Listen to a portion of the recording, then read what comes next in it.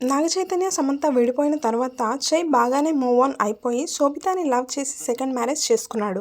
కానీ మన సమంత అలా సింగిల్గా ఉండిపోయింది. మధ్యలో కొన్ని హెల్త్ ఇష్యూస్ రికవర్ అయిన తర్వాత కూడా ఒకసారి కరణ్ జోహార్ ఇంటర్వ్యూలో కూడా way to heart is closed అని చెప్పేసింది. దీంతో శామ్ ఇంకా సింగిల్గా ఉండిపోతుందేమో అని ఫ్యాన్స్ అందరూ చాలా బాధపడ్డారు.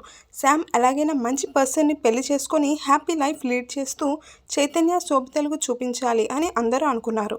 అయితే ఆ రోజు రానే వచ్చేసింది. ఈ మధ్య మన సమంత సిటాడల్ డైరెక్టర్ రాజ్ నిడిమోరుతో రిలేషన్షిప్లో ఉన్నట్లు బాగా రూమర్స్ వచ్చాయి.